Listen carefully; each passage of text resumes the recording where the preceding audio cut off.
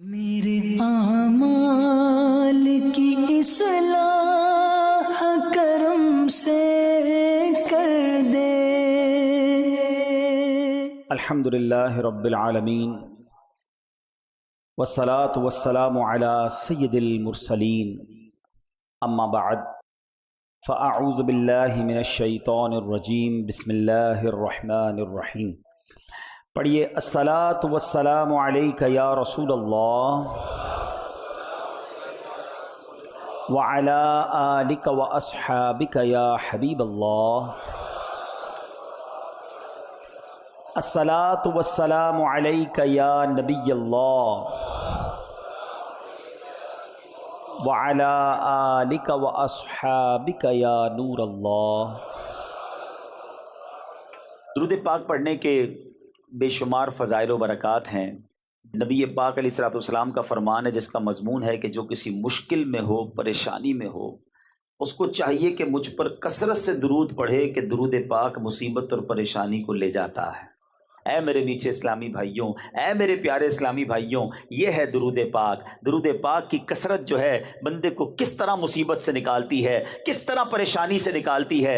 ایک ہے میری اور آپ کی عقل، ایک ہے میری اور آپ کی کیلکولیشن۔ ہم سمجھتے ہیں جس مشکل میں پھنسا ہوں نکل نہیں سکوں گا، اب میرے آگے ڈیڈ لاک ہے، اب جناب زندگی ختم ہونے کو ہے، قرضہ بہت بڑا ہو گیا، بیماری بہت بڑی آ گئی۔ یاد رکھو، یہ میری اور آپ کی عقل کہہ رہی ہے۔ میرے آقا وہ ہیں جن کو رب نے اپنے خزانوں کا مالک بنایا ہے۔ نبی پاک وہ ہے جو رحمت للعالمین ہیں، وہ اللہ تبارک و تعالیٰ کے ایسے خاص کرم یافتہ ہیں کہ میرے آقا نگاہ فرما دیں، نبی پاک کرم فرما دیں، ان کے ہاتھ اٹھ جائیں دعا کے لیے تو ہماری بگڑی بن سکتی ہے۔ تو ہمیں اپنی زندگی میں مایوسی قریب نہیں آنے دینی چاہیے۔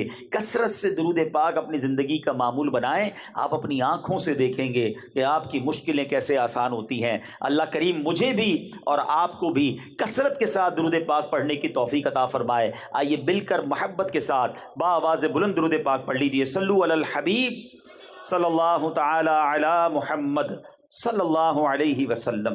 بڑا ہی مبارک اور پیارا مہینہ ذوالحجہ کا مہینہ، اسلامی سال کا یہ آخری مہینہ ہے، اور اس مہینے میں خاص دو ایسے ایونٹ ہوتے ہیں، خاص دو ایسے اسلامی تہوار ہوتے ہیں، ہم کہیں تو غلط نہیں ہوگا کہ پوری دنیا کے مسلمان جس میں انوالو ہو جاتے ہیں۔ ایک تو حج کا مہینہ آ جاتا ہے، حج کے دن آ جاتے ہیں، جب عاشقان رسول حج کو جاتے ہیں۔ جاتے تو چند ہی ہیں، مگر ساری دنیا کے مسلمانوں کے دل ان کے ساتھ دھڑک رہے ہوتے ہیں، سب کی آنکھیں عرفات کو تک رہی ہوتی ہیں کہ ہمارے بھائی رحمت والے میدان میں موجود ہیں اور ہمیں دعاؤں میں یاد رکھا ہوگا، ہمارے لیے بھی دعائیں ہو رہی ہوں گی۔ اور سبحان اللہ، عرفات کے میدان کی تو کیا بات ہے کہ جو عرفات کے میدان میں احرام کی حالت میں وقوف عرفہ کی نیت سے پہنچ جائے، اللہ اکبر، احادیث میں یہ مضمون ملتا ہے، وہ گناہوں سے ایسا پاک ہو جاتا ہے جیسا کہ ابھی ماں کے پیٹ سے پیدا ہوا ہو۔ دوسرا سال ہے، لوگ حج پر نہیں جا پا رہے، پاکستان سے نہیں جا پا رہے، دنیا کے کئی ملکوں سے نہیں جا پا رہے، لیکن اب اللہ کی رحمت سے ہم امید بھی رکھتے ہیں اور دعا بھی کرتے ہیں کہ مولا آئندہ سال ہم سب کو بھی حج کی سعادت عطا فرما۔ کیسا پیارا آخری مہینہ ہے جس کے بارے میں وہ شاعر لکھتے ہیں نا، ذکر تھا آخری مہینے کا، تذکرہ چھڑ گیا مدینے کا، حاجیوں مصطفیٰ سے کہہ دینا، غم کے مارے سلام کہتے ہیں۔ اسلامک کیلنڈر کی ایک اور خاص بات بتاؤں، ذوالحجہ آخری مہینہ، محرم پہلا مہینہ، اس سال کے آخری مہینہ بھی قربانی کا درس دیتا ہے، پہلا مہینہ بھی قربانی کا درس دیتا ہے۔ اس سے پتہ چلتا ہے کہ اسلام میں قربانی کی کتنی بڑی اہمیت ہے۔ ہم اپنے اللہ کی راہ میں جانور قربان کرتے ہیں، امام حسین نے تو اپنی جانیں قربان کر دی نا۔ تو قربانی چاہے وہ وقت کی ہو، مال کی ہو، جان کی ہو، یہ اللہ کی بارگاہ میں بڑی مقبول ہے۔ اللہ مجھے اور آپ کو اس کے دین کی خاطر قربانیاں دینے والا بنا ہے۔ اب یہ جو بقرہ عید کی قربانی ہے، سبحان اللہ، یہ کتنی بڑی نیکی ہے، یہ کتنے بڑے اجر کا کام ہے۔ اس کو فارمیلٹی سمجھ کے نہ کیا کریں، ارے کیا کریں بھائی، بقرہ عید آ گئی، کرنی پڑے گی قربانی، سال پورا ہو گیا پیسے نکالنے ہی پڑیں گے۔ نہیں، یہ بہت بڑی سعادت ہے، نصیب والوں کو ملتی ہے، اور اس کا اجر کیا ہے، میں آپ کو ایک واقعہ سناتا ہوں۔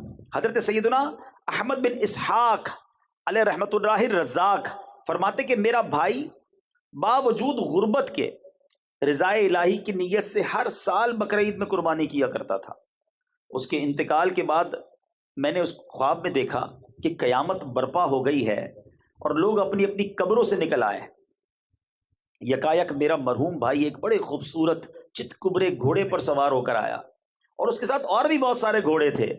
میں نے پوچھا، یا اخی ما فعل اللہ تعالی بکا، میرے بھائی مرنے کے بعد تمہارے ساتھ اللہ تعالیٰ نے کیا معاملہ فرمایا؟ وہ شخص کیا کہتا ہے؟ اس کا بھائی کہتا ہے اللہ پاک نے مجھے بخش دیا۔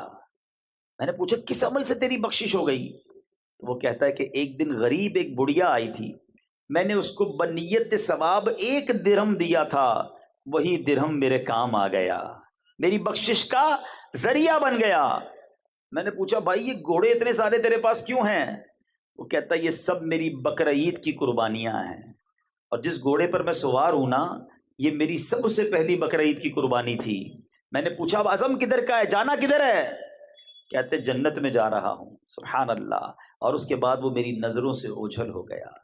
انشاءاللہ میرے میٹھے اسلامی بھائیوں، جو رقم جو اللہ کی راہ میں خرچ اللہ کی رضا کے لیے کیا ہوگا نا، وہ بڑا کام آئے گا، وہ نامہ اعمال پہ بڑا وزندار ہوگا، مگر شرط یہ ہے کہ وہ عمل اللہ کی رضا کے لیے کیا ہو، لوگوں کو دکھانے کے لیے نہیں، اپنی واہ کے لیے نہیں، اللہ کی رضا کے لیے اگر خرچ کرتا ہے کوئی، یا کوئی بھی نیکی کرتا ہے، وہ بڑی مقبول ہے۔ اور دوسری بات اس واقعے سے سیکھنے کو کیا ملی کہ انشاءاللہ یہ جو قربانیاں ہیں نا، یہ اللہ نے چاہا تو جنت میں جانے کی سواری بن جائے گی۔ اور آئیے میں آپ کو حدیث سناتا ہوں، یہ جو قربانی کرنے والے ہیں، سنو کتنا مبارک کام ہے۔ اللہ کے حبیب علیہ الصلوۃ والسلام فرماتے ہیں قربانی کرنے والے کو قربانی کے جانور کے ہر بال کے بدلے میں 1 نیکی ملتی ہے۔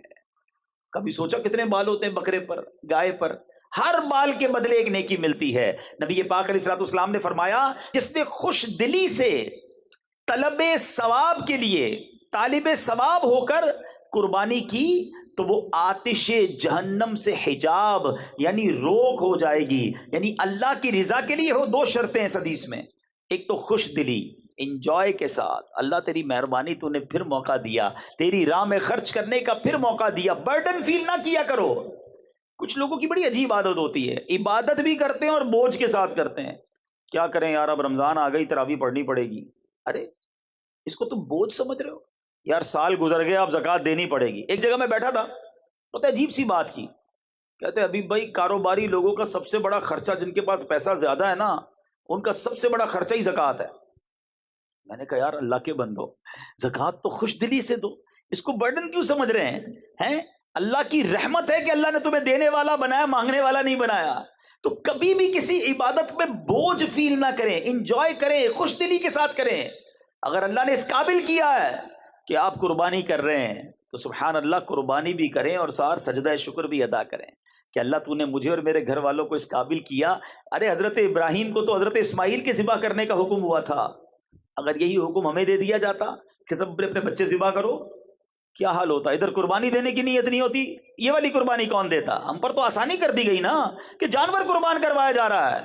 اچھا جانور بھی قربان کرو، گوشت بھی خود ہی کھا جاؤ، یہ بھی نہیں کہ سارا بانٹ دو۔ سوچو، رحمت دیکھو اللہ کی، آسانیاں ہیں ہمارے لیے، مگر اس کو بھی لوگ بوجھ سمجھ رہے ہوتے ہیں۔ ٹھیک ہے، گوشت میں تقسیم کاری ہونی چاہیے، رشتہ داروں کو بھی دیں، غریبوں کو بھی دیں، لیکن ایسا نہیں ہے کہ آپ کچھ بھی نہیں کھا سکتے اس میں سے۔ تو بہرحال میرے میٹھے اسلامی بھائیوں، یہ حدیث یاد رکھنی ہے۔ اور قربانی کرے گی کیا؟ آتش جہنم کے سامنے روک بن جائے گی، حجاب بن جائے گی۔ اللہ نے چاہا جہنم سے قربانی بچائے گی۔ ایک اور حدیث پاک سنیے، پیارے آقا علیہ الصلوۃ والسلام فرماتے ہیں اے فاطمہ، اپنی صاحبزادی سے کہا، اے فاطمہ اپنی قربانی کے پاس موجود رہو، کیونکہ اس کے خون کا پہلا قطرہ گرے گا تو تمہارے سارے گناہ معاف کر دیے جائیں گے۔ ہائے ہائے ہائے، کتنی بڑی نعمت ہے۔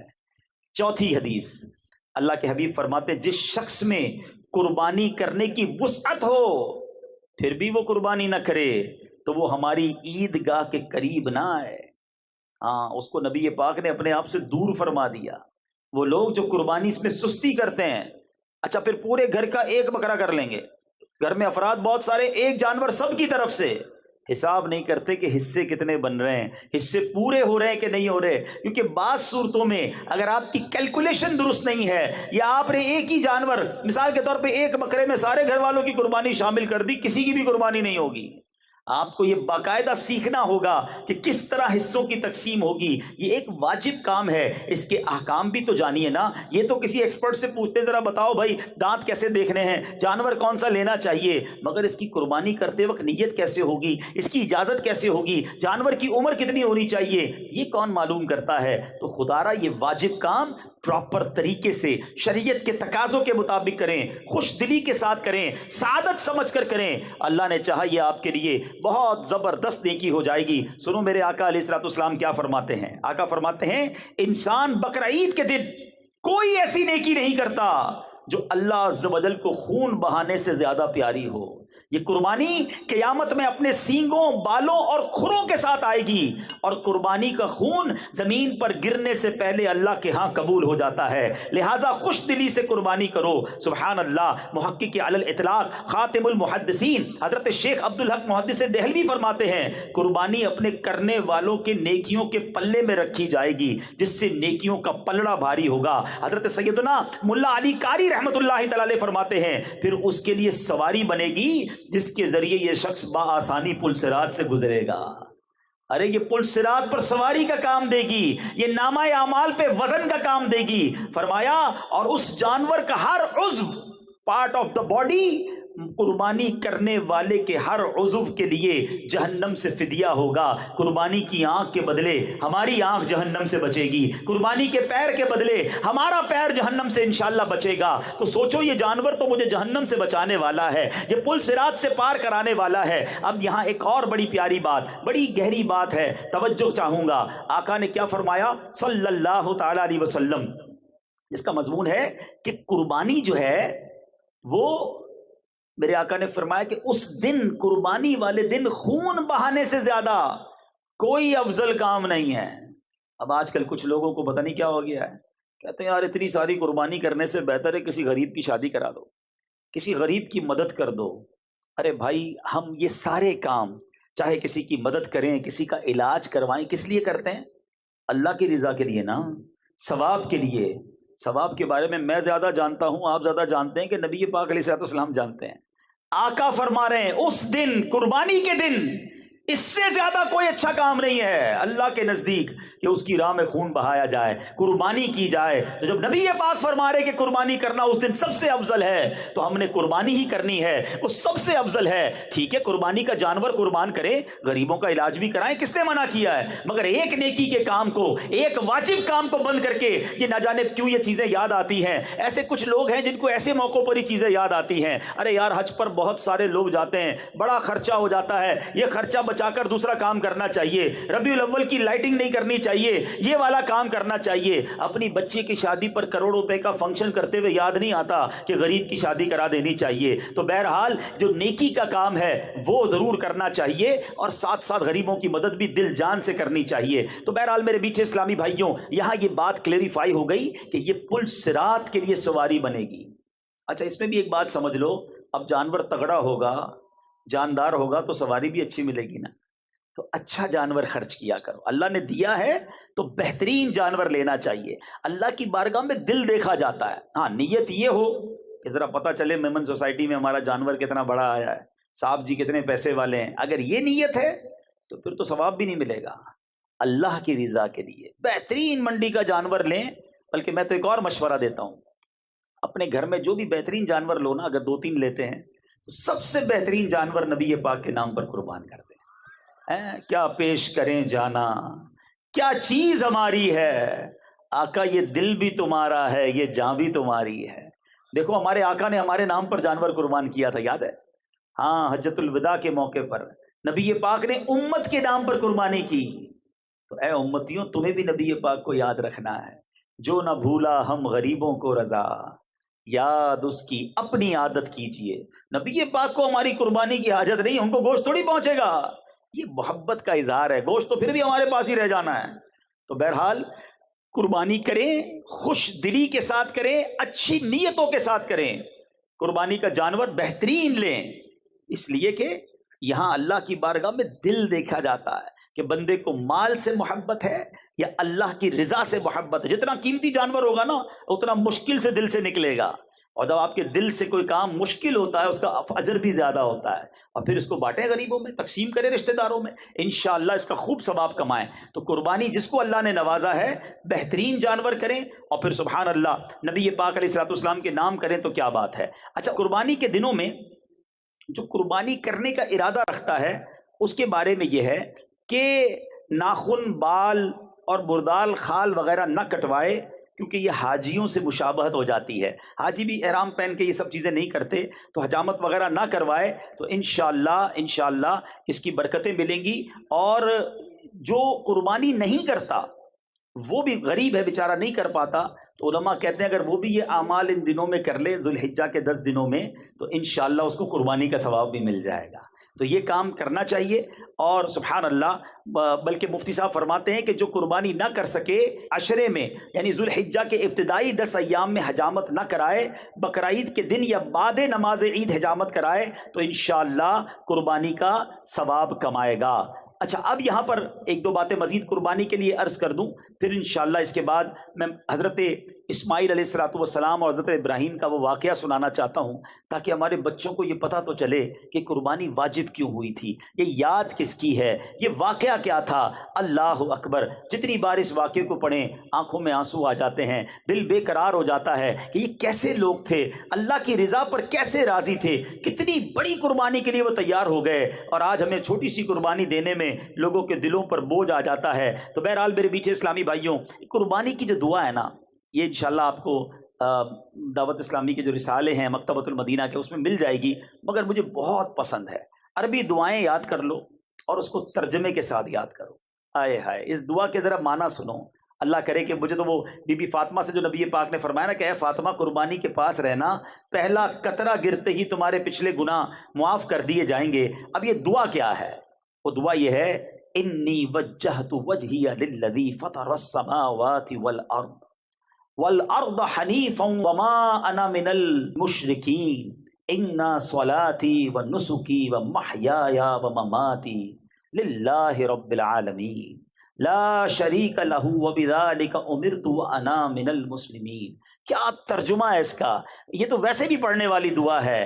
ترجمہ کیا ہے کہ میں نے اپنا منہ اس کی طرف کیا جس نے آسمان و زمین بنائے، ایک اسی کا ہو کر، اور میں مشرکوں میں نہیں۔ بے شک میری نماز اور میری قربانیاں اور میرا جینا اور میرا مرنا سب اللہ کے لیے ہے جو رب سارے جہان کا، اس کا کوئی شریک نہیں۔ مجھے یہی حکم ہے اور میں مسلمانوں میں ہوں۔ اللہ اکبر۔ جب اس کیفیت میں بندہ قربانی کرے کہ اللہ میرا جینا، میرا مرنا، میری نماز، میری قربانی سب تیرے لیے ہے، اللہ ان کیفیتوں کے ساتھ قربانی کرنا اب نصیب فرمائے۔ تو بہرحال میرے میٹھے اسلامی بھائیوں، اب چلتے ہیں یہ قربانی شروع کہاں سے ہوئی۔ حضرت ابراہیم علیہ الصلوۃ والسلام بڑی عظیم ہستی ہیں، یاد رہے حضرت ابراہیم کو ابو الانبیاء کہا جاتا ہے۔ یہ وہ نبی ہیں کہ ان کے بعد جتنے انبیاء آئے سب کے آپ والد ہیں۔ آپ کو ابو الرحیم بھی کہا جاتا ہے، ابراہیم ابو الرحیم بھی کہا جاتا ہے۔ وہ کیوں؟ کہ آپ جو ہے بڑے مہمان نواز تھے، روزانہ دسترخوان پر آپ کو کوئی مہمان چاہیے ہوتا، جب تک مہمان نہ ملتا آپ کھانا نہیں کھاتے تھے۔ مہمان نوازی بھی آپ کے دور سے شروع ہوئی۔ اب آپ کو بیٹے کی تمنا تھی، آپ اللہ کی بارگاہ میں دعا کرتے تھے، اے اللہ مجھے بیٹا عطا کر دے۔ اچھا، آپ 99 سال کی عمر تک بے اولاد تھے، 99 ایئرس کی ایج۔ چلو تھوڑا سا یہاں ایک درس دے دوں، کئی لوگ ملتے ہیں کہتے ہیں اولاد نہیں ہے، اور پھر مایوسی کی باتیں کرتے ہیں، میں تو نماز پڑھتا ہوں پھر بھی اولاد نہیں ملتی، حج کر کے آیا پھر بھی اولاد نہیں ہے۔ معاذ اللہ، اللہ کی رضا پر راضی نہیں ہے۔ ایک بات یاد کر لو، اگر رب نے کچھ نہیں دیا نا تو یہی میرے لیے بہتر ہوگا۔ کیا پتہ تمہارے نصیب میں ایسی اولاد ہو جو تمہیں مار کے گھر سے نکالتی ہیں۔ بعد میں ماں باپ کہتے ہیں نا، نہ ہی ہوتی اولاد تو اچھا تھا۔ نہیں ہوتی ایسی اولاد، کیسی کیسی نافرمان اولاد ہوتی ہے لوگوں کی۔ میرا رب اگر اسی پر راضی ہے تو راضی رہو نا. 99 ایئرس کی ایج ہو گئی حضرت ابراہیم کی, اولاد نہیں ہے, مگر رب سے دعا کرتے ہیں, مایوس بھی نہیں ہے. اور دعا کا انداز کیا تھا؟ آپ کہتے ہیں اسمع یا ایل, اسمع یا ایل. اسمع عربی میں کہتے سن لے, اور عبرانی زبان میں ایل کہتے اللہ کو, پروردگار کو, اے اللہ میری سن لے. سبحان اللہ. حضرت اسماعیل 99 سال میں حضرت ابراہیم کو عطا کیے گئے, اور حضرت ابراہیم نے بیٹے کا نام ہی اسماعیل رکھ دیا. جو دعا میں پکارتے تھے اسمع یا ایل, یہی نام اسماعیل جو ہے وہ اپنے بیٹے کا نام رکھ دیا. اے میرے میٹھے اسلامی بھائیوں, یاد رہے حضرت ابراہیم کی کیا شان ہے. رسول پاک علیہ الصلوۃ والسلام کے بعد تمام انبیاء میں سب سے افضل نبی حضرت ابراہیم علیہ السلام ہیں. حضرت ابراہیم ہی اپنے بعد میں آنے والے سارے انبیاء کرام کے والد ہیں. ہر آسمانی دین میں آپ کی پیروی اور اطاعت ہے, ہر دین والے آپ کی تعظیم کرتے ہیں. آپ ہی کی یاد میں قربانی ہے, آپ ہی کی یادگار میں حج کے ارکان ہیں, آپ ہی کعبہ شریف کی پہلی تعمیر کرنے والے ہیں. جس پتھر پر کھڑے ہو کر آپ نے کعبہ بنایا اس کو مقام ابراہیم کہا گیا, اور اس کو سجدہ کرنے کی جگہ فرما دیا گیا. واتخذوا من مقام ابراہیم مصلی, اور ابراہیم کے کھڑے ہونے کی جگہ پر اپنا مصلی بناؤ, وہاں نماز ادا کرو. یہ قرآنی حکم آ گیا, یہ حضرت ابراہیم کی شان ہے. ویسے ایک اور عشق والی بات بتا دوں, اللہ آپ کو اور مجھے بار بار مکے کی حاضری عطا فرمائے. وہ پتھر جس پر کھڑے ہو کر حضرت ابراہیم نے کعبہ تعمیر کیا تھا, سبحان اللہ, آج بھی اس پتھر پر حضرت ابراہیم کے قدموں کے نشان اپنی آنکھوں سے آپ دیکھ سکتے ہیں. کتنے گہرے نشان ہیں. کبھی سوچا کتنا ٹائم ہو گیا ہے؟ 5000 سال سے زیادہ وقت ہو گیا ہے. یہ اب اس کے اوپر باکس بنایا گیا ہے, پہلے باکس نہیں تھا.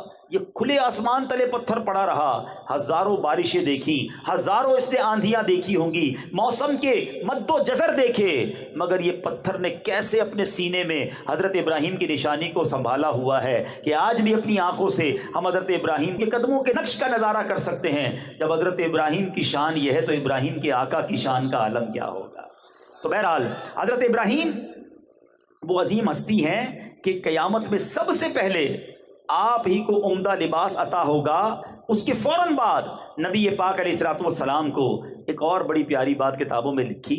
جن کے چھوٹے بچے فوت ہو گئے ہو نا, گھبرایا نہ کرو, اللہ کی رضا پہ راضی رہا کرو. اول تو وہ چھوٹے بچے مغفرت کا ذریعہ بنیں گے, مگر آج وہ بچے پتہ ہے کہاں ہیں؟ علماء فرماتے ہیں مسلمانوں کے فوت ہو جانے والے بچوں کو آپ علیہ الصلوۃ والسلام اور آپ کی بیوی حضرت سارہ رضی اللہ تعالی عنہا عالم برزخ میں ان بچوں کی پرورش کرتے ہیں. یہ بچے ان کے پاس ہیں, حضرت ابراہیم کے پاس ہیں, اور وہ ان کی پرورش فرما رہے ہیں. اللہ اکبر, یہ شان ہے حضرت ابراہیم کی.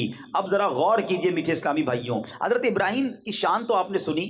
کئی ایسے دنیا میں کام ہیں جن کے انوینٹر, جن کے ذریعے یہ کام شروع ہوئے, سب سے پہلے جو سٹارٹ ہوئے وہ بھی حضرت ابراہیم کے دور میں کون کون سے کام ہوئے؟ سب سے پہلے آپ ہی کے بال سفید ہوئے. دنیا میں کسی کے بال سفید نہیں ہوتے تھے, حضرت ابراہیم پہلی ہستی ہیں جن کے بال سفید ہوئے. سب سے پہلے آپ ہی نے سفید بالوں پر مہندی لگائی اور قطم یعنی نیل کے پتوں کا خضاب لگایا. سب سے پہلے آپ ہی نے سلا ہوا پاجامہ پہنا. سب سے پہلے آپ نے منبر پر خطبہ پڑھا. سب سے پہلے آپ نے علیہ السلام نے راہ خدا میں جہاد کیا. سب سے پہلے آپ علیہ الصلوۃ والسلام نے مہمان نوازی کی رسم شروع کی. سب سے پہلے آپ علیہ الصلوۃ والسلام لوگوں سے گلے ملے. ہم جو معانقہ کرتے ہیں نا, یہ حضرت ابراہیم کے دور سے شروع ہوا. اور سب سے پہلے آپ ہی نے سرید, یہ جو کھانا ہوتا ہے شوربہ اور روٹی ملا کر, یہ آپ نے ہی سب سے پہلے بنائی. بہرحال اتنی عظیم ہستی ہیں, مگر آپ کو ایک خواب دیکھا آپ نے. اچھا, یہ 8ویں رات تھی ذوالحجہ کی, اور کوئی کہنے والا کہہ رہا ہے کہ بے شک اللہ عز و جل تمہیں اپنے بیٹے کو ذبح کرنے کا حکم دے رہا ہے. آپ صبح سے شام تک اس بارے میں غور کرتے رہے کہ یہ خواب اللہ کی طرف سے ہے یا شیطان کی طرف سے ہے. 8 ذوالحجہ کو پتہ کیا کہتے ہیں؟ یوم الترویہ. جو حج پر جاتے ہیں ان کو یاد ہو گیا ہوگا, یوم الترویہ 8 ذوالحجہ کا نام ہے. اس کا مطلب پتہ ہے کیا ہے؟ سوچ بچار کا دن. حضرت ابراہیم نے یہ دن سوچ و بچار میں گزارا تھا, اس لیے اس کا نام ہی یوم الترویہ پڑ گیا. 9ویں رات پھر خواب آیا. صبح یقین کر لیا کہ یہ اللہ کی طرف سے ہے. اب 9 ذوالحجہ کو کیا کہا جاتا ہے؟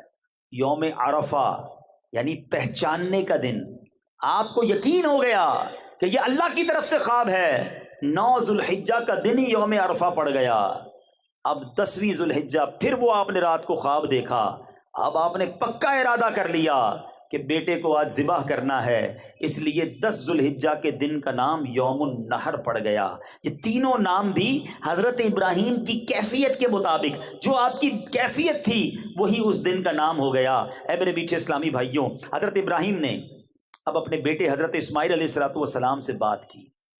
کیا بات ہو رہی ہے؟ بیٹا گھمانے لے جا رہا ہوں یہ نہیں، بیٹا کو چیز دلانے جا رہا ہوں یہ نہیں. 7 سال یا 13 سال عمر ہے حضرت اسماعیل کی، 99 سال کی عمر میں یہ بیٹا ملا ہے. Try to understand. بچہ جب 10-15 سال بعد پیدا ہو تو پورا خاندان ہی اس کا دیوانہ ہوتا ہے، اس کے ناز اٹھائے جاتے ہیں، بڑی منتوں سے آیا ہے.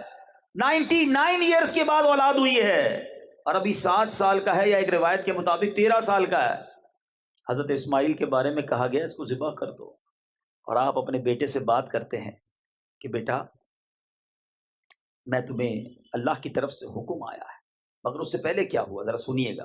اب شیطان نے کیا کام کیا؟ شیطان جو ہے اب ایک شکل میں حضرت ابراہیم کے پاس آیا، کیونکہ آپ اپنے بیٹے کو لے کے کہیں جا رہے تھے. کہتا ہے ابراہیم کہاں کا ارادہ ہے؟ آپ نے جواب دیا میں کام سے جا رہا ہوں. اس نے پوچھا کیا اسماعیل کو ذبح کرنے جا رہے ہو؟ حضرت ابراہیم علیہ السلام نے کہا کیا تم نے کسی باپ کو دیکھا ہے وہ اپنے بیٹے کو ذبح کرے؟ شیطان بولا ہاں میں آپ ہی کو دیکھ رہا ہوں، کسی کام سے جا رہے ہیں. اس کو تو معلوم تھا. آپ سمجھتے ہیں کہ اللہ عز و جل نے آپ کو اس بات کا حکم دیا ہے؟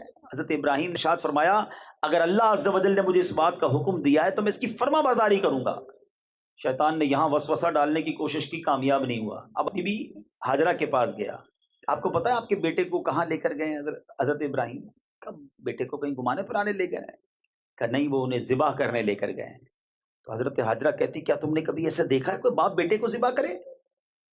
شیطان کہتا ہے ہاں انہیں اللہ نے اس بات کا حکم دیا ہے. ماں دیکھو کیسی تھی. بی بی ہاجرہ کہتی ہیں اگر ایسا ہے تو انہوں نے اللہ کی اطاعت کر کے بہت ہی اچھا کیا ہے. اگر اللہ نہیں فرمایا نا پھر تو یہ فیصلہ ٹھیک کیا انہوں نے. شیطان نے دیکھا نہ باپ ہل رہا ہے نہ ماں ہل رہی، چھوٹا بچہ حضرت اسماعیل کے پاس چلا گیا. کہتا ہے اسماعیل پتہ ہے تمہارے بابا جان کہاں لے جا رہے ہیں؟ تو کہتے ہیں کہ والد صاحب اپنے ساتھ کہیں لے جا رہے ہیں. کہ تمہیں معلوم ہے اللہ نے انہیں حکم دیا ہے تمہیں ذبح کرنے کے لیے. ذرا سوچو تربیت کا کیسا شاہکار ہے حضرت اسماعیل. فرماتے ہیں اگر رب نے حکم دیا ہے تو بابا جان بالکل ٹھیک کرنے جا رہے ہیں، پھر میں بھی اس کام کے لیے راضی ہوں. اللہ اکبر. اب شیطان نے دیکھا کوئی نہیں مان رہا، بہکانے کی کوشش میں ناکام ہوا تو ایک مقام پر پہنچا. حضرت ابراہیم نے اسے 7 کنکریاں ماری. اگلے مقام پر پہنچا، اب وہاں فرشتوں نے کہا حضور یہاں بھی کنکریاں ماریں. حضرت ابراہیم نے پھر کنکریاں ماری. آگے جا کر پھر ایک مقام پر اس نے بہکانے کی کوشش کی. اللہ اکبر. فرشتوں نے حضرت ابراہیم سے کہا کہ یہاں بھی کنکریاں ماریں. حضرت ابراہیم نے وہاں بھی اسے 7 کنکریاں ماری. شیطان کو 3 مقامات پر جو کنکریاں مارنے کی یادگار ہے وہ باقی رکھی گئی ہے. آج بھی حاجی اسی یاد کو کرتے ہوئے جمرے پر رمی کیا کرتے ہیں. اے میرے بیچے اسلامی بھائیوں، یہ کیسے لوگ تھے، کتنا یقین تھا رب کے وعدوں پر، اللہ کی رضا پر کیسے راضی تھے. حضرت ابراہیم نے اپنے بیٹے سے جو بات کی، جو کورسپونڈنس کی، وہ قرآن میں موجود ہے. کیا الفاظ ہے ذرا سنو. حضرت ابراہیم اپنے بیٹے سے کیا کہتے ہیں؟ یا بنی انی ارا فی المنام انی اذبحک فانظر ماذا ترى. اے میرے بیٹے میں نے خواب دیکھا ہے. باپ اپنے بیٹے سے بات کر رہا ہے. میں نے خواب دیکھا تجھے ذبح کرتا ہوں، اب تو دیکھ تیری کیا رائے ہے. اللہ اکبر. کسی سے یہ کہا جائے کہ تجھے ذبح کرنے کا ارادہ ہے، خواب میں حکم ملا ہے، اپنا بیٹا بھی ہو تو گھر چھوڑ کے بھاگ جائے. یہ کیسا بیٹا ہے. کیا کہتے ہیں سنو. کہتے ہیں اے میرے باپ کیجئے جس بات کا آپ کو حکم ہوتا ہے، خدا نے چاہا تو قریب ہے کہ آپ مجھے صابر یعنی صبر کرنے والا پائیں گے. اللہ اللہ اللہ. سوچو تو صحیح ہے کیسے باپ بیٹے ہیں. اب حضرت اسماعیل علیہ السلام نے اپنے والد سے بڑی کمال کی عرض کی. کہتے بابا جان ایسا کریں مجھے ذرا رسیوں سے مضبوطی سے باندھ دیجیے گا. ایسا نہ ہو کہ جب آپ مجھے ذبح کرنے لگیں اور میں زیادہ ہلوں تو میرا ثواب کم نہ ہو جائے. ذرا مضبوطی سے باندھیے گا تاکہ میں ہل نہ سکوں، اور میرے خون کے چھینٹوں سے اپنے کپڑوں کو بچائیے گا تاکہ انہیں دیکھ کر میری امی جان غمگین نہ ہوں. بابا جان چھری ذرا زیادہ تیز کر لیجیے گا تاکہ میرے گلے پر اچھی طرح سے چل جائے. موت بڑی سخت ہوتی ہے نا، مجھے تکلیف زیادہ نہ ہو. آپ مجھے ذبح کرتے وقت پیشانی کے بل لٹا دیجیے گا، الٹا لٹا دیجیے گا، کیونکہ جب میرے چہرے پر نظر پڑے گی تو آپ بھی تو میرے والد ہیں، آپ کو بھی تکلیف ہوگی، مجھے الٹا لٹا دیجیے گا۔ اور بابا جان ایک کام کیجیے گا، جب آپ میری ماں کے پاس جائیں، امی جان کے پاس جائیں، تو میرا سلام پہنچا دیجیے گا، اور اگر مناسب سمجھے تو میری ایک قمیص انہیں دے دیجیے گا، اس سے ان کو تسلی آ جائے گی، صبر بھی آ جائے گا۔ اللہ اکبر، سوچو تو صحیح، بات کون کر رہا ہے؟ بیٹا باپ سے کہہ رہا ہے، اس باپ کا جگرا کیسا ہوگا، اللہ کی راہ میں قربانی کا جذبہ کیسا ہوگا۔ اب حضرت ابراہیم کہتے ہیں میرے بیٹے تم اللہ عز و جل کے حکم پر عمل کرنے میں میرے کیسے عمدہ مددگار ہو۔ پھر اسی طرح ہوا، حضرت اسماعیل کو آپ نے رسیوں سے باندھا، چھری تیز کی، حضرت اسماعیل کو پیشانی کے بل لٹا دیا، ان کے چہرے سے نظر ہٹا لی اور ان کے گلے پہ چھری چلا دی۔ انہوں نے اپنا کام کر دیا، ہاں چھری چلا دی گئی، مگر چھری نے اپنا کام نہ کیا۔ وہ بھی تو رب کے حکم کی باندھی ہوئی ہے نا، رب جو چاہے، ان اللہ علی کل شیء قدیر، رب نے اپنی قدرت کا نظارہ دکھایا۔ وہ چھری جو تیز تھی باپ نے بیٹے کے گلے پر چلا دی، مگر چھری نے کام نہ کیا۔ اب کیا ہوا؟ حضرت ابراہیم علیہ السلام پر وحی نازل ہوئی اور ہم نے اسے ندا فرمائی کہ اے ابراہیم تو نے خواب سچ کر دکھایا، ہم ایسا ہی صلہ دیتے ہیں نیکوں کو، بے شک یہ روشن جانچ تھی اور ہم نے ایک بڑا ذبیحہ اس کے فدیے میں دے کر اسے بچا لیا، یہ امتحان لیا گیا۔ اے ابراہیم تم کامیاب ہو گئے، تم نے یہ اپنا وعدہ پورا کر دیا۔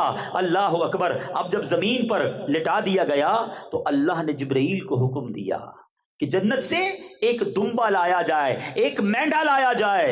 وہ مینڈا لے کر آئے، ذرا سوچو منظر کیسا ہوگا۔ حضرت اسماعیل الٹے لیٹے ہوئے ہیں، باپ کے ہاتھ میں چھری ہے اور وہ پھرا چکے ہیں۔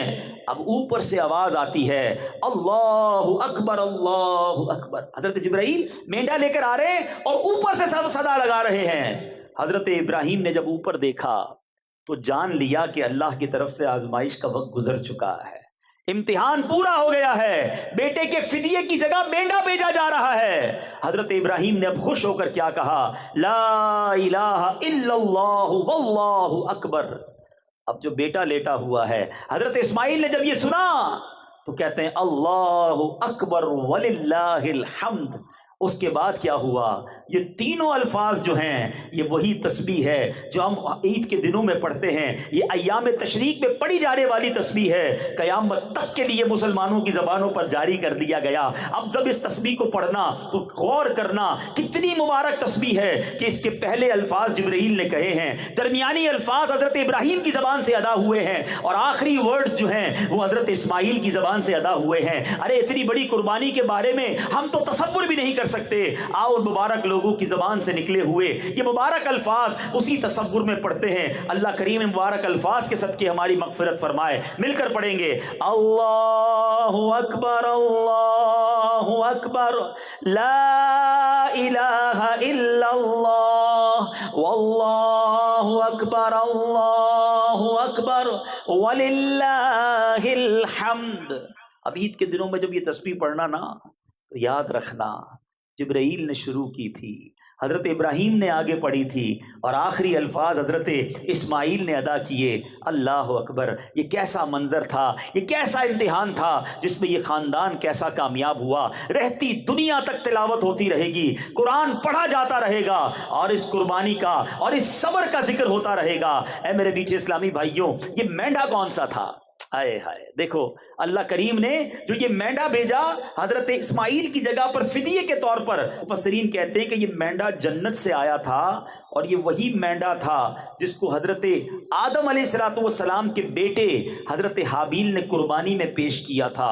اس مینڈے کا گوشت پکایا نہیں گیا بلکہ اسے درندوں اور پرندوں نے کھا لیا۔ میرے میٹھے اسلامی بھائیوں، یہاں ایک چھوٹا سا مسئلہ بھی سمجھ لیں۔ عجیب عجیب لوگ ہوتے ہیں نا، اپنے دماغ سے چیزوں کو طے کر رہے ہوتے ہیں۔ بھائی جب حضرت ابراہیم کو خواب میں آیا بیٹا ذبح کرو، تو آج بھی رات کو کسی کے خواب میں آ جائے بیٹا ذبح کرو تو کیا کل بیٹا ذبح کرنے نکل پڑیں گے؟ ہاں یہ ذرا سن کے جاؤ بھائی، ٹھیک ہے نا؟ یاد رہے کوئی شخص خواب یا غیبی آواز کی بنیاد پر اپنے یا کسی دوسرے کے بچے کو ذبح نہیں کر سکتا، کرے گا تو سخت گناہگار اور عذاب جہنم کا حقدار ہوگا۔ حضرت ابراہیم علیہ السلام نے جو خواب کی بنیاد پر اپنے بیٹے کی قربانی کے لیے آپ تیار ہوئے، یہ حق ہے کیونکہ آپ نبی ہیں، اور نبی کا خواب بھی وحی الہی ہوتا ہے۔ یہ ان حضرات کا امتحان تھا۔ حضرت جبرائیل جنتی دمبا لے آئے اور اللہ کے حکم سے حضرت ابراہیم نے اپنے پیارے بیٹے کے بجائے اس جنتی دمبے کو ذبح فرما دیا۔ تو اے میرے میٹھے اسلامی بھائیوں، اللہ نے اب یہ یاد کیسی باقی رکھی کہ اب رہتی دنیا میں قیامت تک جو قربانیاں ہوں گی وہ حضرت ابراہیم علیہ السلام اور حضرت اسماعیل کی یاد میں یہ جو ہم قربانی کرتے ہیں۔ تو بہرحال میرے میٹھے اسلامی بھائیوں، یہ واقعہ جب بھی پڑھیں ایمان تازہ ہو جاتا ہے، عقل بھی حیران ہو جاتی ہے کہ کیسے لوگ تھے۔ یہی حضرت ابراہیم، یہ تو ابھی 7 یا 13 سال کے ہو گئے نا، جب چھوٹے تھے تو کیا کیا تھا؟ بی بی ہاجرہ اور حضرت اسماعیل کو مکے میں چھوڑ آئے تھے، بالکل لکو تک صحرا تھا، پانی بھی نہیں تھا، تھوڑی سی کھجوریں تھوڑا سا پانی دے کر چھوڑا ہے کیونکہ اللہ کا حکم تھا۔ بی بی ہاجرہ نے کہا تھا کہ اے ابراہیم ہمیں کہاں چھوڑے جا رہے ہو، کس کے آسرے چھوڑے جا رہے ہو؟ حضرت ابراہیم نے 2 بار 3 بار جواب نہیں دیا تو بی بی ہاجرہ نے کہا کہ کیا آپ کو اللہ نے حکم دیا ہے؟ فرمایا ہاں مجھے رب نے حکم دیا ہے۔ کہا اگر اللہ نے حکم دیا ہے تو بڑا کارساز ہے، وہ ہمیں ضائع نہیں کرے گا۔ یہ کیسی ماں تھی، یہ کیسا خاندان تھا۔ ارے آج اپنے گھر والوں کو چھوڑ کر کوئی تھوڑے دنوں کے لیے دین کے کام کے لیے جائے تو گھر والے نہیں جانے دیتے، پریشان ہو جاتے ہیں۔ یہ کیسے لوگ تھے کہ اپنے بیوی کو، اپنے بچے کو، جس بچے کو بڑی دعاؤں سے مانگا تھا، ایک صحرا میں چھوڑ کر آ گئے، مگر وہی ٹھہرنا مکے کی آباد کاری کی بنیاد بنا۔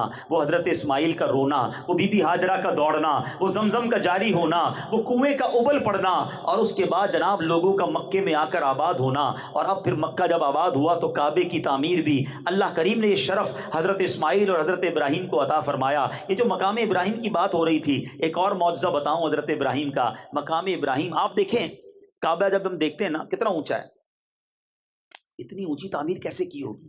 آج کے زمانے میں تو کرین اور بہت ساری چیزیں ہوتی ہیں، بڑے بڑے پتھر اوپر تک پہنچانے ہوتے ہیں، لفٹیں لگتی ہیں۔ کتابوں میں لکھا ہے جو مقام ابراہیم تھا نا، کعبے کی دیوار جتنی اونچی ہوتی جاتی تھی مقام ابراہیم اتنا اوپر ہوتا جاتا تھا۔ یہ لفٹ کا کام کرتا تھا، جب نیچے تعمیر کرنی ہوتی تھی یہ پتھر نیچے آ جاتا تھا۔ اللہ اکبر، اللہ نے اپنے گھر کی تعمیر کا کیا انتظام کیا۔ اچھا پھر جب اس کی تعمیر کرنی تھی ایک اور پرابلم تھی، کعبہ جو ہے وہ اٹھا لیا گیا تھا طوفان نوح کے موقع پر۔ اب کعبے کی ڈائمنشنز نہیں پتا تھی کہ ایگزیکٹلی کعبہ کدھر ہے جہاں بنانا ہے۔ حضرت ابراہیم کو حکم ہوا اے ابراہیم کعبے کی تعمیر کرو۔ اب اس جگہ کی نشاندہی کے لیے ایک بادل بھیجا گیا۔ ارشاد ہوا اس بادل کے نیچے جتنی سائے کی جگہ ہے نا، یہی کعبے کی 4 دیواری کی جگہ ہے، یہاں کعبہ تعمیر کرو۔ ایگزیکٹلی ڈائمنشن بتانے کے لیے ایک بادل بھیجا گیا۔ حضرت ابراہیم نے بالکل اس کے نیچے باؤنڈری بنائی اور کعبے کی تعمیر شروع کی۔ کعبہ تعمیر ہو گیا۔ اب حضرت ابراہیم کو حکم ہوا اے ابراہیم لوگوں کو حج کے لیے بلاؤ، لوگوں کو آواز لگاؤ۔ مکے میں کتنے لوگ رہتے تھے؟ آپ نے کہا یا اللہ ساری دنیا میں میری آواز کیسے پہنچے گی؟ آج میں حیدرآباد میں بیٹھا ہوں، بیان کر رہا ہوں، سینکڑوں ہزاروں لوگ ہیں، دور دور تک آواز جا رہی ہے، مائک ہے، مگر پھر بھی حیدرآباد کے اس میدان تک ہی ہے نا۔ اگر دنیا میں پہنچانی ہے تو اب انٹرنیٹ ہے، یہ سوشل میڈیا پر پتہ نہیں کوئی امریکہ میں کوئی یورپ میں ہمارا بیان سن رہا ہوگا، مگر اس زمانے میں تو یہ سب کچھ نہیں تھا۔ کہا گیا اے ابراہیم آواز لگاؤ۔ کہا یا اللہ میری آواز کیسے پہنچے گی؟ ارشاد ہوا ابراہیم آواز لگانا تمہارا کام ہے، پہنچانا ہمارا کام ہے۔ حضرت ابراہیم چڑھ گئے جبل ابو قبیس پر، آج بھی وہ پہاڑ موجود ہے صفا مروہ کے ساتھ ہے، اور یہ سب سے قدیم پہاڑ کہا جاتا ہے۔ حضرت ابراہیم کھڑے ہوئے اور آپ نے لوگوں کو حج کے لیے بلایا، صدا لگائی۔ کیا صدا ہوگی؟ آپ کو پتہ ہے اللہ نے صدا کو کیسے پہنچایا؟ کتابوں میں لکھا ہے اس وقت دنیا میں جتنے لوگ تھے آل اراؤنڈ دا ورلڈ، سب نے حضرت ابراہیم کی اس آواز کو سنا۔ سنو، صرف لوگوں نے نہیں سنا بلکہ جو ابھی دنیا میں نہیں آئے تھے، ماں کے پیٹ میں تھے، انہوں نے بھی سنا، جو باپ کے پشت میں تھے انہوں نے بھی سنا، جن کی روحیں عالم ارواح میں تھی انہوں نے بھی سنا۔ اور جس نے جواب دیا اللہ اکبر، اس وقت لبیک پڑھی گئی۔ کتابوں میں لکھا ہے جس نے حضرت ابراہیم کی اس صدا پر ایک بار لبیک کہا وہ زندگی میں ایک بار حج کرے گا، جس نے 2 بار اس وقت لبیک کہا وہ 2 حج کرے گا، جس نے جتنی بار اس وقت لبیک کہا تھا حضرت ابراہیم کی اس ندا پر اللہ کریم اتنی بار اسے حج پر بلائے گا۔ مبارک ہو ان کو جو حج کرائے ہیں، سبحان اللہ۔ اللہ کا جتنا شکر ادا کرے کم ہے کہ اللہ نے ہماری روح کو یہ توفیق بخشی تھی۔ ہم دنیا میں تو نہیں آئے تھے، ہزاروں سال پرانی بات ہے، حضرت ابراہیم کی اس پکار پر ہماری روح نے لبیک کہا، رب نے حج پر بلایا، اور ہم اللہ سے دعا کرتے ہیں مولا پھر حج پہ بلا، جو نہیں گئے انہیں بھی حج پہ بلا اور انہیں بھی وہ مبارک مناظر دیکھنا نصیب فرما۔ تو کمال کی داستان ہے حضرت ابراہیم کی باتیں، ان کی زندگی کے انداز، ایسے ایسے واقعات ہیں۔ نمرود کے سامنے جس طرح وہ 18-20 سال کی عمر میں کھڑے ہو گئے، آگ میں ڈال دیا گیا، مگر وہ اللہ تبارک و تعالیٰ پر توکل کیسا تھا، بھروسہ کیسا تھا، اور اس بھروسے کا کمال کیا ہوا کہ اللہ کریم نے حکم فرمایا اور وہ آگ گلزار بن گئی۔ ایک روایت کے مطابق 40 دن آپ آگ کے اندر رہے، مگر باہر آتے ہیں تو آپ کا بال بھی بیکا نہیں ہوتا ہے، آپ کے جسم پر خراش بھی نہیں ہے، اللہ نے آگ کو گلزار بنا دیا۔ فرق کیا ہے؟ آج ہماری مصیبتیں حل نہیں ہوتی، آج ہم ڈر اور خوف میں مبتلا رہ جاتے ہیں، ان کا توکل ایسا تھا کہ آگ گلزار بن جاتی تھی۔ کمال کی بات شاعر مشرق لکھتے ہیں، کہتے ہیں اگر آج بھی ہو ابراہیم سا ایمان پیدا، ایکچولی the difference is دل میں ایمان ہی وہ نہیں ہے، بھروسہ ہی وہ نہیں ہے، توکل ہی وہ نہیں ہے۔ کیا کہتے ہیں؟ اگر آج بھی ہو ابراہیم سا ایمان پیدا، آگ کر سکتی ہے انداز گلستاں پیدا۔ اگر آج وہ ایمان آ جائے تو آج آپ کی غموں کی آگ گلزار بن جائے گی، آج آپ کی مخالفت کی آگ بھی گلزار بن جائے گی۔ اور سبحان اللہ ایک اور بات سیکھنے کو ملی، عقل تو کہتی تھی اے ابراہیم آگ میں جاؤ گے جل کر راکھ ہو جاؤ گے، اتنی بڑی آگ ہے کہ پرندے نہیں گزر رہے، مگر حضرت ابراہیم کے عشق نے کچھ اور ہی فیصلہ کیا۔ شاعر کہتے ہیں نا، عقل والوں کے نصیبوں میں کہاں ذوق جنوں، ہر بات لاجک سے نہیں تولی جاتی، عقل والوں کے نصیبوں میں کہاں ذوق جنوں، عشق والے ہیں جو ہر چیز لٹا دیتے ہیں، بے خطر کود پڑا آتش نمرود میں عشق، یہ عشق کا فیصلہ تھا نا، عقل کا نہیں تھا، بے خطر کود پڑا آتش نمرود میں عشق، عقل تھی محو تماشائے لبے بام ابھی، ارے عقل تو سوچتی رہ گئی، عشق نے اپنا کام کر دیا۔ تو بہرحال میرے بیچ اسلامی بھائیوں، ون آف دا بیوٹیفل سیرت کا شاندار ہسٹری ہے حضرت ابراہیم کی، کمال کی شخصیت ہیں، جتنا پڑھیں ایمان تازہ ہوتا ہے۔ ارے اب تو قربانی کریں گے پھر ان کی یاد آئے گی، انشاءاللہ حج پہ جائیں گے پھر ان کی یاد آئے گی۔ اللہ سیدنا ابراہیم علیہ الصلوۃ والسلام کے مزار پر کروڑوں رحمتوں کی بارش نازل فرمائے اور ان کے فیوز و برکات سے ہمیں مالا مال فرمائے، ان کی سیرت سے کچھ سیکھنا نصیب فرمائے، اور اس بار اپنی قربانی کو شاندار انداز میں اخلاص کے ساتھ کرنے کی توفیق عطا فرمائے۔ آخر میں ایک بڑا پیارا خوبصورت مشورہ بھی دینا چاہتا ہوں، اور یہ مشورہ ملا بارگاہ امیر اہل سنت سے۔ کیا ہستی ہے امیر اہل سنت، کیا شاندار آپ کا ذہن ہے۔ سنو، قربانی کرتے ہو نا، ماشاءاللہ ایسے بھی ہوں گے جو نبی پاک کے نام کی بھی کرتے ہوں گے، غوث پاک کے نام بھی کرتے ہوں گے، اپنے مرحوم والدین کے نام بھی کرتے ہیں، بہت اچھی بات ہے، کریں۔ لیکن ایک اور انداز آپ کو بتاتا ہوں، اور یہ جب سے پریکٹس کیا ہے یقین کریں طبیعت بھری بھری بھری ہری ہو گئی ہے۔ وہ کیا ہے سنو، امیر علیہ السلام فرماتے ہیں کہ آپ کے گھر پر قربانی کا جب دن ہوتا ہے تو بہت سارے لوگ گوشت لینے آتے ہیں، ایسا ہی ہے نا، آپ کے ملازم آتے ہوں گے، آپ کے غریب رشتہ دار آتے ہوں گے، پڑوسی آتے ہوں گے، آپ سب کو دیتے ہیں، اچھی بات، لیکن ان کو لینے آنا پڑتا ہے، ان کے گھر قربانی نہیں ہوتی ہے۔ کیا ایسا نہیں ہو سکتا کہ اس بار میری جو نفلی قربانیاں ہیں، ویسے تو یہ واجبی قربانیوں میں بھی ہو سکتا ہے، جو واجب قربانی وہ بھی ہو سکتا ہے، کیا آپ نے سوچا یار میں اس بار 3-4 بکرے کروں گا، ایک گائے کروں گا، کیا ایسا نہیں ہو سکتا کہ 1 یا 2 بکرے آپ اپنے یہاں نہ کریں بلکہ کسی غریب مسلمان کو کہیں کہ یہ بکرا آپ اپنے گھر پہ کر لیں، اور اس کو بتا دیں یہ غوث پاک کے نام کی قربانی، اس نام سے کر دینا، اور گوشت وغیرہ آپ تقسیم کر دیں، یا یہ نبی پاک کے نام کی قربانی، یا آپ نے اپنی نام کی کروانی ہے تو یہ میرے نام سے کاٹ دینا، باقی بکرا آپ لے جائیں۔ بلکہ امیر علیہ سنت ایک اسٹیپ اور آگے بڑھ کر فرماتے بکرا نہ دو، اس کو بکرے کے پیسے دو اور کو خود جا کے خریدو۔ اب ذرا سوچیں جب وہ اپنے بچوں کے ساتھ منڈی جائے گا کتنی خوشی ہوگی اس کے بچوں کو، 1-2 دن ذرا وہ ڈھونڈیں گے، جانور دیکھیں گے۔ اچھا بکرا کے بھی ایسے بھی دیں، چارے کے بھی دیں اور کسائی کے بھی دیں، وہ بیچارہ غریب کہاں سے کھلائے گا بکرے کو۔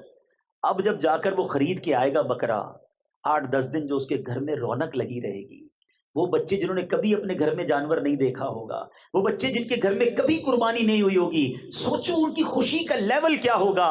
آپ تو ہر سال کرتے ہیں، ایک آدھا جانور کسی کے گھر چلا گیا، آپ کے گھر میں کوئی کبھی نہیں آئے گی۔ اللہ اکبر، وہ دعا نہ بھی کرے تو اس کے دل میں جو دعا نکل رہی ہوگی وہ آپ کی عید کو کیا بنا دے گی۔ اچھا آپ ذرا سوچو، جس دن قربانی ہوگی، آج تک وہ صبح تھیلی لے کر آپ کے گھر آتا تھا، آج وہ اپنے گھر میں قربانی کر کر اپنے رشتہ داروں کو بانٹ رہا ہوگا۔